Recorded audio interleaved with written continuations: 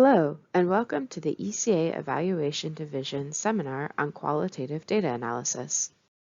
Our learning objectives in this seminar are for you to be able to define qualitative data, understand options to analyze your data, terms and methodologies used, and effective ways to communicate findings. So let's start by defining what qualitative data is. And the definition is non-numerical data that describes qualities and characteristics. Now, I know that can still be a little confusing, so I like to provide some examples of qualitative data that you might already have laying around. So if your program has collected success stories from participants or alumni, that can be used as qualitative data. Also, any transcripts from focus groups or interviews. If you have open-ended survey questions, so those are the questions where you might have a free entry box where respondents can enter whatever answer they want, that can be used for analysis. Additionally, if you have video testimonials from participants or alumni about their program experience or what they might have done when they went home, that can be used. If you have observation notes from site visits, or if you were able to attend an activity or program component and you took notes on that, you can use that information. And then lastly, if you have a program or an activity that was covered by the news, you can do analysis of how different media outlets might have covered that event. You might be wondering why you want to analyze your qualitative data at all. There's so many words, and why do we need to look at all of this if we already have our great quantitative numbers and that gives us so much information? But by taking a look at your qualitative data, you can really understand that quantitative data and your numbers better. It can give you a deeper dive into the experiences of your participants and your alumni. So let's say, for example, you know that 75% of your alumni have completed follow-on projects after they went home after their program participation. Well, the qualitative data can help you understand what type of follow-on projects they did, what type of resources they got, who they reached, how many people they reached, and really understand the details of that follow-on project. Qualitative data can also help you explore and understand themes. So a theme is an idea or an experience that comes up frequently. So you might realize that a lot of your alumni mentioned follow-on projects that had to do with civic engagement or with training and workshops, and that can be something that you find out from your qualitative data. Before we get into data analysis, I first want to talk to you about data preparation. And preparing your data can start all the way back to when you're designing your instrument. So especially if you are preparing to do interviews or focus groups or survey, you want to make sure that the questions in those instruments are simply worded. You want to make sure that your respondent is going to understand what type of information you're looking for. You also want to make sure that you're not including any leading questions. So, for example, if I were to interview everybody after this seminar, I would not want to ask them, how amazing do you think this seminar is? What was your favorite part? Instead, I would want to ask, what did you think of the seminar? And leave it up to you to determine if you want to give a positive, negative, or a neutral response. If you're planning on collecting success story data, it can be really helpful to have a success story template that includes questions for the respondents to answer and kind of guides them in what type of information you're looking for in that success story. It'll also make sure that you're getting similar information back or information along the same topics from each of your respondents. And then lastly, if you're going to be conducting a site visit, it can be really helpful to have a site visit template that includes what you're going to be looking for during that site visit and what type of data you're hoping to collect. Lucky for you guys, the ECA Evaluation Division actually has developed both a success story template and a training on how to conduct and prepare for a site visit. Both of those resources can be found on our Diplopedia page or by reaching out directly to the Evaluation Division. The next area that you can start working on data preparation is during your data collection. So especially for interviews and focus groups, a lot of times those conversations will be recorded, but it's a really good idea to also take notes during those conversations. Anything can happen to a recording. The device could break. You could lose the device. You could think that you pressed play, but you actually pressed pause. So if one of those things happens, it's really good to make sure that you have your notes as a backup. And speaking of notes, it can be really helpful during data collection to have a note-taking template. So this might be something as simple as having a document that has your interview questions and you record your notes underneath each question that's relevant. Or it could be if you've already identified some themes, you could have a template that outlines those themes and you take notes under them. But it can be really helpful to have this template, especially if there's going to be multiple people conducting data collection, and that way the notes, you can compare notes more easily. And then lastly, during your data collection, it can be helpful to go ahead and in the margins of your notes or on a specific piece of paper to start recording themes that you're recognizing. So during data collection, you might start to notice that certain things are coming up a lot, and if you just jot those down, it'll help when you get to the analysis portion. So next I want to talk about cleaning. There's always some data cleaning before you get to analysis. So for qualitative data, this includes transcribing your recordings. So if you have video testimonial or recorded interviews and focus groups, you want to make sure that you get that transcribed to written form. Also any translation that you might need to do. So making sure that everything's in the language that you're going to need for your analysis. And then lastly, looking through your data and making sure that any questions you asked were answered correctly and that people understood what you were looking for. You want to make sure that you remove anything that isn't relevant or where someone might have misunderstood. And then lastly, for data preparation, it's a good idea to spend some time reviewing your data before you get into analysis so that you can really become familiar with it. So read through your data several times before you're actually looking at it for analysis purposes. And this can be a great time to make some basic observations and identify, again, some themes that you might want to use during your analysis portion. Now that you're familiar with how to prepare your data for analysis, I want to introduce you to our data set that we're going to be using as an example throughout this presentation. So this data is responses to the question, what would you do with a free Saturday?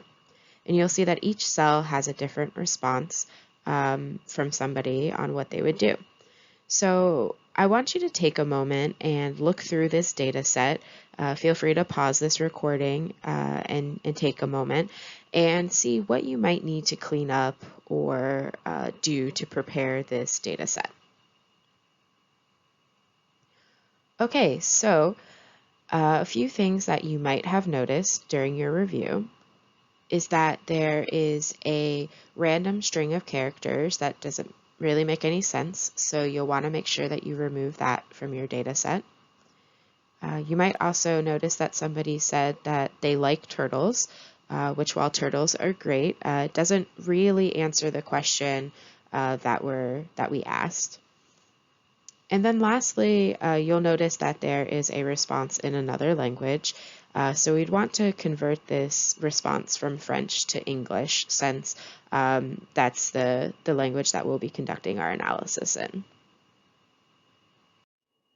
Now that our data set is clean, we would want to start identifying themes for our analysis. So when you're identifying themes, you really want to think about what you want to know. And I would recommend that you write down, type up, have a reference of what you want to know. What are the questions you're trying to answer? What do you want to get from the data? And having that written down really helps you stay focused during your analysis on what you're looking for. You'll also want to think about how specific you want to get. So for example, with our Free Saturday data, a lot of people mentioned biking or hiking or walking, which are all outdoor activities. So do we want to know specifically which outdoor activities people are looking at, or do we just want to know that they were doing outdoor activities? So you want to think about that as well. And then it's important to think about who your audience for the data analysis is. Is it just you? Is it your program team? Is it leadership or other stakeholders? And what questions would they want answered, and what would they be looking for from this data? And that's something that can help guide your theme identification as well. So there are two types of identifying themes, and they take place at kind of two different times. So first is what we call pre-coding your themes, and this can be identifying themes before you really even look at your data. It can be uh, identifying themes based on your key study questions. So those what do you want to know questions. So what themes would you expect to see from answering those questions? It can also be based off your program framework. So if you know that your program focuses on leadership, you might expect a key theme to be leadership. And you can know that before you ever look at your data. There's also what we call post-coding themes, and this takes place when you're actually in the analysis process. So when you're actually reading through your data and looking at people's responses, what are some words that are coming up often? What are some keywords that might really speak to your program or to your activity that you're trying to analyze? Also, you might notice that there's missing information. So you might have expected to see something come up frequently and you're actually not seeing it. And that can be something that you want to identify as a theme as well. It can be the presence of something or the lack of something. Now I want to work through a couple examples of pre-coding and post-coding to kind of help you understand what I mean. So going back to thinking about a data set about what people would do on a Saturday, uh, let's do some pre-coding. And for this example, we're all going to pretend that we are a park ranger at Rock Creek Park in Washington, D.C. We're trying to figure out what types of activities to include in our new marketing campaign. What themes might I be looking for in the Saturday data set? So you don't need to reference the data set again, just think about as a park ranger, what type of themes might you be expecting in a data set about Saturdays? Now, again, you can pause this video and think about it for a couple minutes and write down your answers and then come back to the training. Okay, so some of the answers that I came up with were I might look for mentions of my park. So I might want to look for Rock Creek Park mentions. Picnics, do people go on picnics, which they could do in my park? Hiking, biking, walking, outdoor activities, and maybe a mention of a playground. So the great thing about identifying themes is that it can happen throughout your entire analysis process. So even if you didn't think of a theme at the beginning, that's when during your post-coding you can see what's jumping out at you or something that's occurring a lot that you might want to make a theme. So let's practice some post-coding by looking at our data set again and take a couple minutes to look through it and see if anything jumps out at you as a theme maybe you hadn't listed already, or something that's coming up a lot that you didn't think of. And feel free to pause this recording again and jump back in when you're ready. Okay, so now that you've had a moment to look at that post coding, I want to share with you what Saturday themes I came up for the post coding and kind of the themes that I'm going to be using through the rest of this presentation. So first is outdoor activities. So I did choose to lump together the different activities that people can do outside. family time, so people were mentioning spending time with parents, siblings, children, so family. Reading, several of the responses had to do with reading.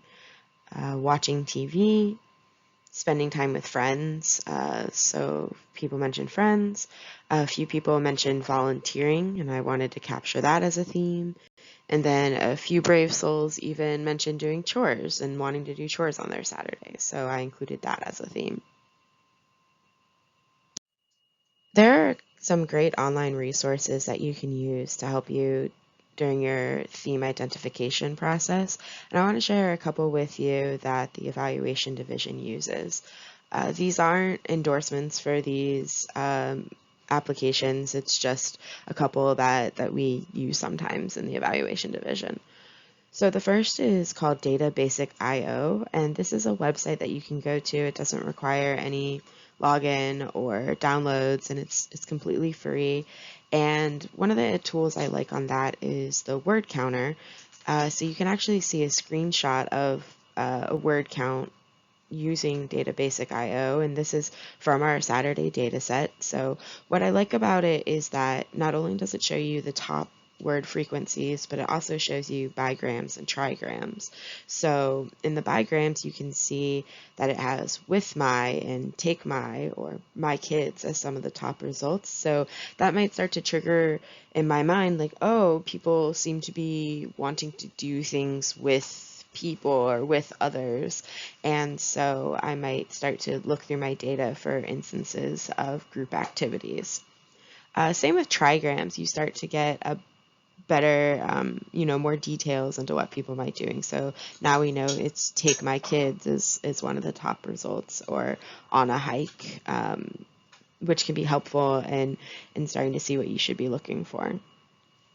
Another great tool in Data Basic IO is called the same diff, and this is a functionality where you can actually enter in two different data sources, and it will compare the similarities and the differences between them in the frequency of words. So this can be really interesting to do if you have a pre-program set of data and a post-program set of data, and see if there's some differences in word frequency and what people have mentioned, so you can start exploring those either similarities or differences. Another online resource is called Overview Doc. This website does require a login, but it is still completely free. It has a word cloud functionality, so that will make a visual map of your words based on the frequency. It also has a tool called the multi-search, which I find really helpful because instead of just searching for one word, you can search for words that you might find together. So let's say if you want to know if people are going biking with their kids, you could put search for bike when it appears with kids, and it will only show results where both of those are present, which can be really helpful if you're looking for certain themes. It also has a tree functionality, which will take a word and show you which other words it's most commonly associated with, so you can start to have a better idea of what those relationships might be. One last thing I want to say about these two tools is they are online and open source. So when you're entering your data into it, make sure that you're not entering data with any personally identifiable information. So names, email addresses, addresses, social security numbers. You want to make sure that you're protecting respondents' privacy when you're using these tools. We've talked about a bit about identifying your themes, but in order to keep track of what your themes are and how they show up in your data, you want to use a process called coding. And coding your qualitative data allows you to systematically record your themes. And there are a lot of software packages out there that can help you with this coding process. I want to run through a few that the evaluation division uses frequently. So you'll see that there's a chart on this slide, and on the left-hand side, it is the different softwares that you can use. And then across the top, you'll see different types of qualitative data that you could have.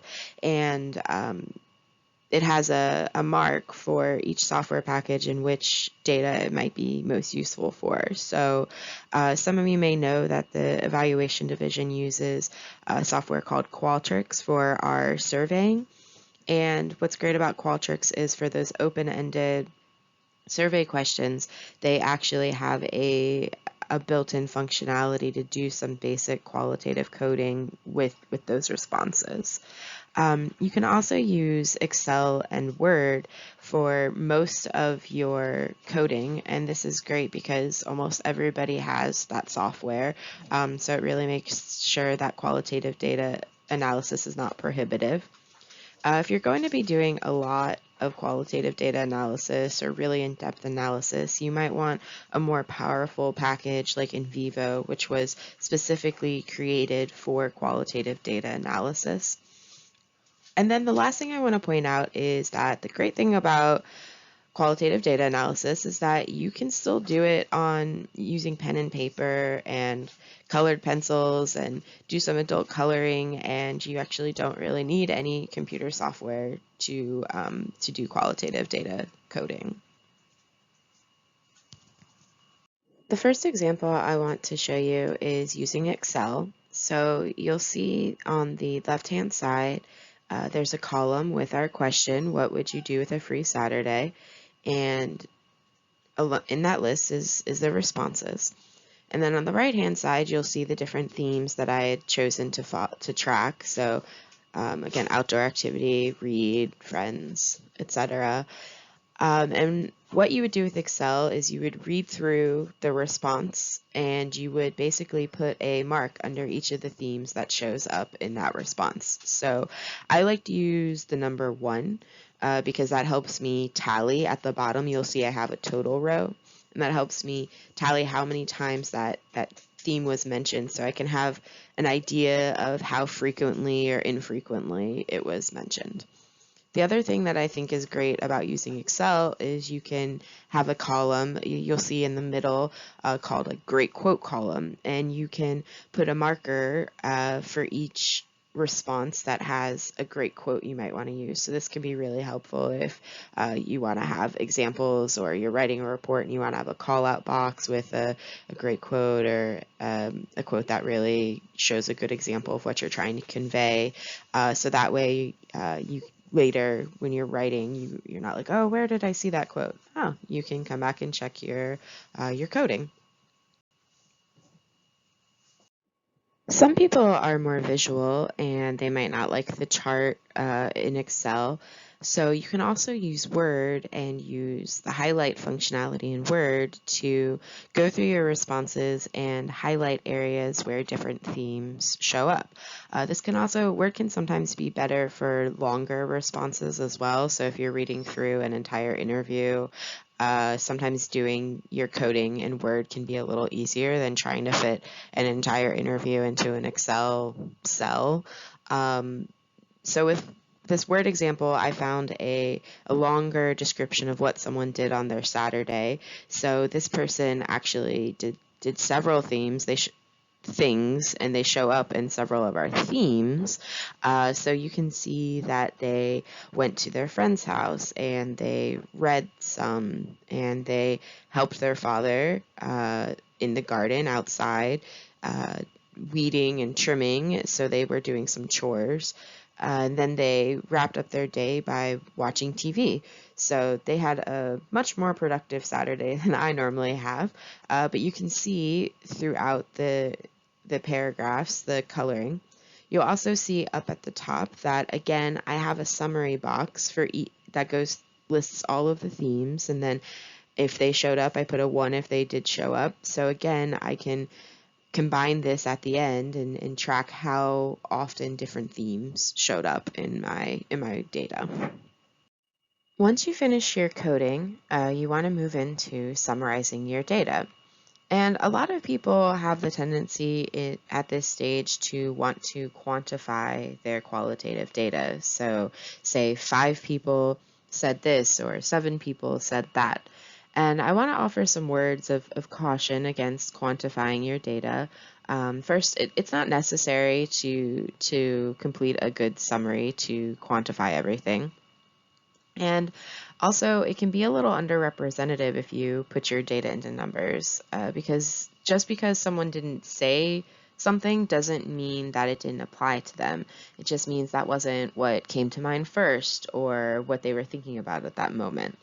Also, the analysis process is subjective and can be prone to human error. So you are reading through a lot of information and it is a pretty manual process. And so you can miss something or misinterpret something. So it can also lead to, if you put your data into numbers, they could be a little off because of that as well. Now, if you really want to quantify your data, you can reduce some of this subjectivity and error by having multiple people go through the coding process and then compare their notes to make sure that they align and that no one missed anything. But again, that's committing a lot of man hours. So it could be a great job if you have some interns coming that have some time to spare, and looking through the data can help them understand your program better or something. Instead, what I would recommend when you're summarizing your data is to really focus on presenting what were the common themes. Were there themes that you or other stakeholders might think would be common, but they weren't? Were there themes that appeared frequently together and you saw them tied together a lot? And were there certain themes that were more prevalent in certain demographics? So for our data set, we didn't have any demographics listed, but qualitative data can include, the gender of the respondent, the race or ethnicity of the respondent, the country of the respondent, or other demographic information. And you can use that to see if one group responded differently than another. On this slide, you'll see the summary of our Saturday data. So what we saw in our data was that spending time outdoors is the most common activity, and outdoor activities included hiking, biking, and picnics. Respondents also enjoyed spending time with their friends and family. A few family activities overlapped with the outdoors, but it also included indoor activities like museums. Only a few respondents opted to spend a quiet day reading or watching TV, and a couple of brave souls even wanted to spend their Saturdays doing chores. So you can see in just a few bullet points, I was able to summarize the conclusions that we came to through our coding, our identifying themes, and our coding process, and present that. Sometimes you might want to be able to present your data without using words. You might want to use a chart or a graph so that people can get a quick idea of what your data is saying without having to read through bullet points or paragraphs. And there are some great resources out there for how to visualize your qualitative data.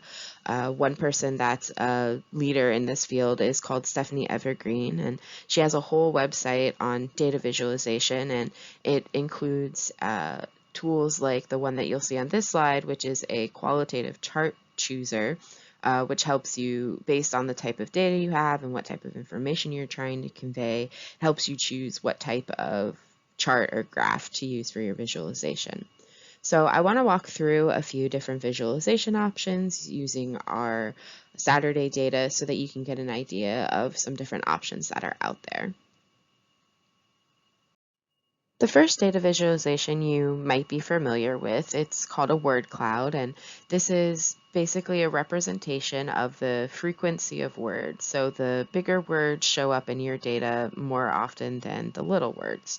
One thing that I do want to make sure you know about word clouds is it only shows you the frequency of the words. It doesn't show you if that word is associated with a positive or negative experience. So for example, in this word cloud, you'll see that kids is one of the big words, but we don't know from this if people are saying that they love to spend time with their kids or if they're saying, I'm going to take a break from my kids with my Saturday. So that is one limitation of a word cloud. Another data visualization that you can use is a Venn diagram, and this can be a great visualization for comparing two different themes and how they might overlap. So in this, you'll see that we have outdoor activities on the left-hand side and family on the right-hand side, along with some of the data points that were present in each of those themes. And then in the middle, you'll see where those two themes overlap. So taking my kids on a picnic is both spending time with your family and an outdoor activity. And the last chart I want to show you is a heat map. And so a heat map also shows which themes are most common, but it is based on your themes and not a word count. So the good thing about that is, since you've spent time coding your themes and reading through them and assigning different responses to those themes, you can be pretty confident and know, okay, if it's outdoor activities, I know what that means. I know people were actually doing outdoor activities. They weren't avoiding outdoor activities, for example. So with this heat map, you'll see that outdoor activities is the biggest, and it goes all the way over to the smaller, less mentioned themes of chores and volunteering. So those were just a few examples of some data visualizations. I made those really quickly using actually right here in PowerPoint and also using Excel, so they can be pretty easy to make. But if you want to learn a little more about data visualization, you can actually join the August seminars that the ECA Evaluation Division is doing, and those will be on data visualization. They will take place Tuesday, August 11th and Thursday, August 20th of 2020. If you've missed those dates, then the seminar will be recorded and posted both on ECA Evaluation Division's Diplopedia page and our external website, so you can access the videos there at a later date. To wrap up this seminar, I want to make sure that you have, you know where to find certain online tools and resources. So you'll see listed here the 2 online tools that we discussed in terms of helping you identify themes. Also for visualization, Stephanie Evergreen's website link.